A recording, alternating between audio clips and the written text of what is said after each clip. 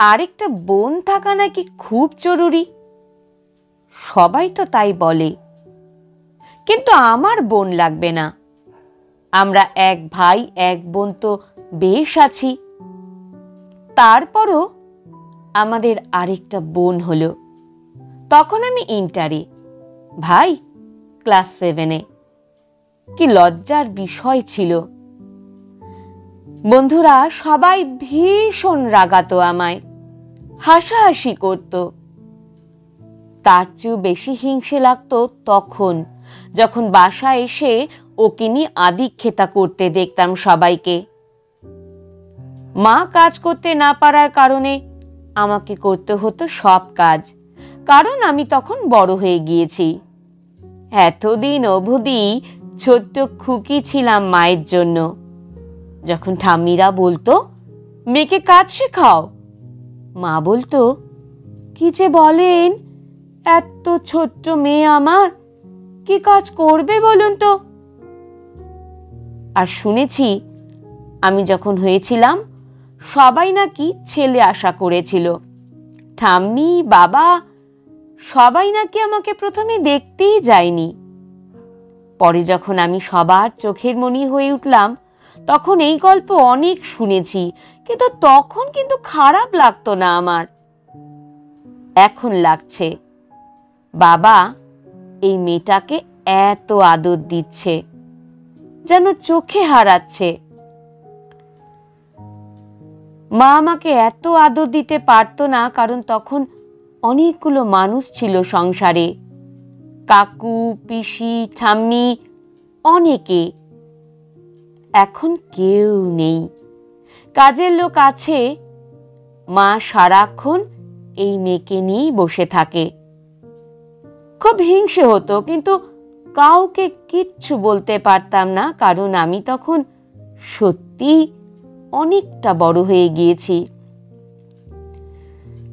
আগে ভাইটা বাইরে থেকে আসলে সারাক্ষণ আমার সাথে খুনসুটি আর ঝগড়া করত।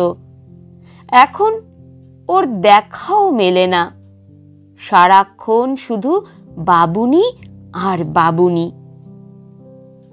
এত গ্যাপে বোন আমার কি বুঝবে শুনি?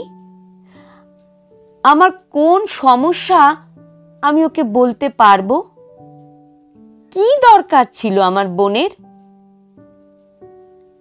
আমি ওকে কম দেখতে পারতাম, ব্যাপারটা সবাই মোটামুটি বুঝেই গেল, কিন্তু কেউ কিছু বলতো না আমায়। কি আদিক্ষেতা সবার! ও হাসছে, খেলছে, কথা বলছে, হাঁটছে, যেন সবকিছু নতুন করে দেখছে বাবা মা। ভার্সিটির 3rd ইয়ারে উঠে মোহিনীর সাথে আমার বিয়ে হয়ে যায়। বোন তখন সবে 4 বছর। এই নিয়ে শ্বশুর বাড়িতেও কম হাসির পাত্রী হতে হয়নি আমায়। তখনও যেন পিছু ছাড়ছে না। মহিনটাও কম যায় না, মাঝে মধ্যে পিন মারত। এত ছোট শালি, কিছু করতেও পারি না, যতদিনে বড় হবে আমি বাঁচি কিনা সন্দেহ। খুব লাগতো কথাগুলো। দেখতে দেখতে আমারও 2টো ছেলে হয়ে গেল। মা এসে খুব সাহায্য করতে চাইতো, কিন্তু থাকতে পারতো না, কারণ বাসায় ইরা একা থাকে। তখনও খুব রাগ লাগতো আমার। আমি যদি একা মেয়ে হতাম, মা তো তাহলে এখানেই থাকতে পারতো। মা বলতো, রাগ করিস না মীরা, একদিন বুঝবি বোন কি জিনিস, বোনের মধ্যে মায়ের ছায়া থাকে। আমি মুখ ভেঙচি দিয়ে বলতাম, আমার বই গেছে ও মেয়ের মধ্যে তোমার ছায়া খুঁজতে। একদিন সব পাল্টে গেল। মা বাবা অ্যাক্সিডেন্টে মারা গেল। ইরা তখন ক্লাস 6-এ। ভাই তখন সবে ডাক্তারি পড়া শেষ করেছে। ওটা ও নিজেই করতে পারে সবকিছু। সমস্যা হলো ইরাকে নিয়ে।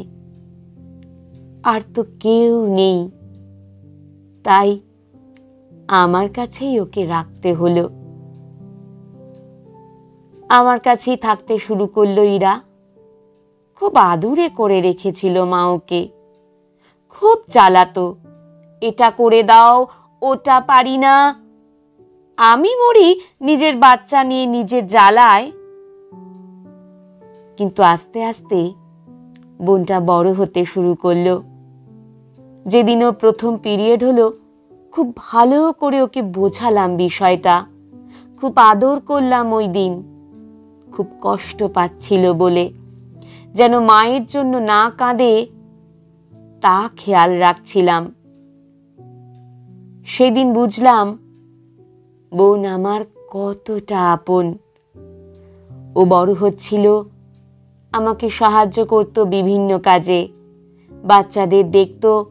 আমি মহিনের সাথে কোথাও গেলে ওর উপর ঘর দিয়ে চলে যেতাম। ভাইটাও বিয়ে করেছে, বউটাও খুব ভালো, তবে বেশি যেতে ইচ্ছে করে না। আদর আপ্যায়ন খুবই করে, তবে কি বলবো খুঁজে পাই না ভাই বউয়ের সাথে। তার চেয়ে ইরার সাথে অনেক কথা হয় এখন। আজ ইরার বিয়ে, আমার পছন্দেই ওর বিয়ে ঠিক করেছি। আমার উপর ইরা কথা বলে না, তাও ওর মতে যথেষ্ট গুরুত্ব দিয়ে বিয়ে ঠিক করলাম। সবাই ভাবলো আমি নাকি ওর মা। অনেকে তো বলেই ফেললো, হে মা, উনি বোন নাকি? আমি তো মা ভাবছিলাম। অনেক এজ ডিফারেন্ট, তাই না? ওই দিন কিন্তু আমার একটুও খারাপ লাগেনি, ভালোই লেগেছে। সত্যিই তো, আমি তোর মা। খুব কষ্ট লাগছিল বোনটাকে বিদায় দিতে, যেন আমার আপন কেউ আর রইল না। সময় চলে যায়। ইরার এখন দুটো মেয়ে। আমার বাচ্চারা সব বড় হয়ে গেছে এখন। এখন ইরার সাথে আমার বেশ মিল। দুইজনের শরীর দেখতে একই, তলপেট বাড়ছে, কোমরে মেদ জমে ভাঁজ পড়েছে, শাড়ি কাপড়ও মিলে যায়। এখন সংসারের কথা নিয়ে বসলে ঘন্টার পর ঘন্টা চলে যায় মোবাইলে কথা বলতে। ভাইয়ের বাসায় যাই কোনো কোনো অনুষ্ঠানে, যাই আর খেয়ে চলে আসি। তবে ইরার বাসায় কোনো অনুষ্ঠান করলে আমাকে একদিন আগে যেতে হয়। আমার উপর রান্নার দায়িত্ব চাপিয়ে ও অন্য কাজ সারে। আমার বাসাতেও কোনো কাজ পড়লে ইরা বাচ্চাদের নিয়ে চলে আসে, বেশ লাগে তখন। ইরার মেয়েরাও বড় হচ্ছে। আমার ছেলেরা তখন পড়ালেখা শেষ করে চাকরি করে। একে একে ছেলেদের বিয়ে দিয়ে দিলাম। আমার তখন শরীরটা ভালো যাচ্ছে না, ইরাই সব করছে। ইরা মাসিকে পেলে ওদের সব হয়ে যায়। আমার যেন আর কোনো কাজ নেই এখন। কারোর সাথে কথা বলবো, সে ইরা ছাড়া আর কেউ নেই। নাতিদের নিয়ে ইরার বাসায় প্রায়ই যাই। দুই বোনের কথার ফুলঝুরি খুলে বসি। আমাদের কথা, ওর ছোটবেলার কথা, মা বাবার কথা, পিসিত মাসিত বোনের হাড়ির খবর নিয়ে গল্প জুড়ি। আমার বাসার পাশে থাকতো সে বৌদির কথাও বলি, তার ছেলে মেয়ে কি করে সেসব কথাও বলি, এমনকি মহিনের কথাও বলি। যেন কথা শেষ হয় না। মাঝে মধ্যে ভালো না লাগলে ছেলেরাই বলে, ইরা মাসির ওখানে গিয়ে ঘুরে এসো, দুই বোনে গল্প করে কাটিয়ে দেবে সময়। ইরা ওর মেয়েদের সবসময় একই জামা কিনে দিত। আমি আর ইরা কখনো একই জামা বা শাড়ি পরিনি। পরবো কিভাবে? আমি যখন জামা পরতাম, ইরা তখন বেবি ফ্রক। যখন ও জামা পরতো, আমি তখন শাড়ি পরি। যখন ও শাড়ি পরা শুরু করলো, আমি হালকা কালার আরো লাল নীল সবে শুরু করলো। একদিন নাতিকে স্কুলে দিয়ে আসার সময় এক দোকানে দুটো শাড়ি দেখলাম, বেশ হালকা, তবে সাদা সবুজে বেশ লাগছে, দুজনকেই বেশ মানাবে। এখন দুটো মিলিয়ে কিনে নিলাম। ইরার বাসায় গেলাম, শাড়ি পেয়ে বেশ খুশি ইরা। দুপুরের খাওয়া দাওয়া শেষে পানের বাটা নিয়ে দুই বোন ব্যালকনিতে বসলাম। আজ শেষ বেলায় এসে দুই বোন একই শাড়ি পরলাম। ইরা তেল এনে মাথায় লাগাতে শুরু করলো।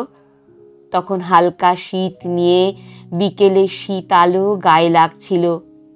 মৃদু বাতাসে ইরার তেলের গন্ধ যেন বেলি ফুলের গন্ধ ছড়াচ্ছে।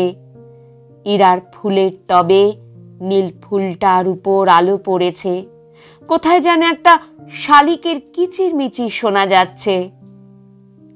আমি চোখ বন্ধ করে সব যেন অনুভব করছিলাম। মায়ের কথা খুব মনে পড়ছিল। বোন কি জিনিস একদিন বুঝবি, বোনের মধ্যে মায়ের ছায়া থাকে।